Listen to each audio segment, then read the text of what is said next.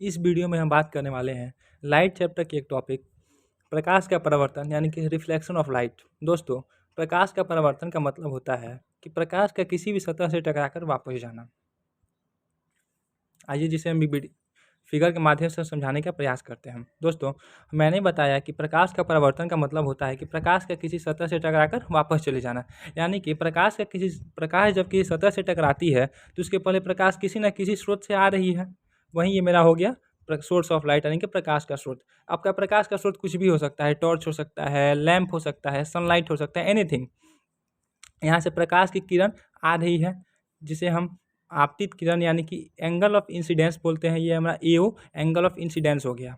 और ये जो आप M1 और M2 देख रहे हैं, यही वह सतह है जिसे टकराकर प्रकाश की किरण वापस चली जाती है और बिंदु O पर प्रकाश की किरण में टकरा रही है। और फिर जब बिंदु O से टकराकर ये वापस चली जाती है तो मेरा एक रे मिल रहा है जिसे OB हम इसको बोलते हैं।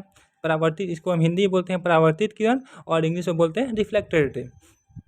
अब आप बिंदु O पे एक देख रहे होंगे डॉटेड लाइन, इसको हम अविलंब बोलते हैं यानी कि इसको हम नॉर्मल बोलते हैं। ठीक है, अब देखिए नॉर्मल और आपतित किरण यानी कि नॉर्मल एंड इंसिडेंस रे के बीच एक एंगल बना होता है जिसे हम आई से डिनोट करते हैं। आई से स्मॉल आई से डिनोट करते हैं। इसे हम आपतित किरण आपतन कोण यानी कि एंगल ऑफ इंसिडेंस बोलते हैं। वैसे ही यानी कि अविलंब और रिफ्लेक्टेड रे के बीच भी एक एंगल बनेगा जिसे हम स्मॉल आर से डिनोट करते हैं और इसे हम इंग्लिश में एंगल ऑफ रिफ्लेक्शन बोलते हैं।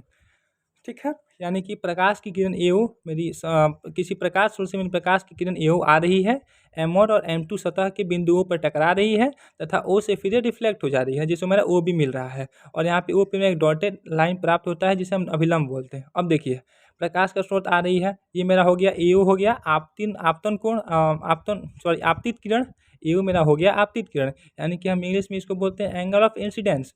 फिर M1 और M2 हो गया मेरा वो सतह जिससे टकरा रही है, इसको हम परावर्तक सतह बोलते हैं यानी कि इंग्लिश में रिफ्लेक्टर बोलते हैं। और ये बिंदु O पे टकराती है और फिर वापस चली जाती है यानी कि BO प्राप्त हो रहा है हमको। और ये BO मेरा हो गया आपको परावर्तित किरण यानी कि इंग्लिश में हम बोलते हैं इसको रिफ्लेक्टेड रे। और बिंदुओं पर एक डॉटेड लाइन मिलता है जिसे हम हिंदी में बोलते हैं अभिलंब और इंग्लिश में इसको बोलते हैं नॉर्मल।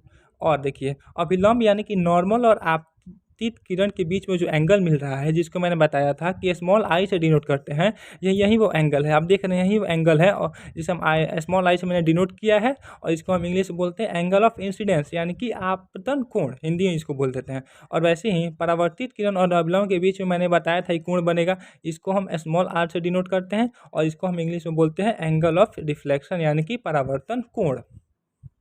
ओके।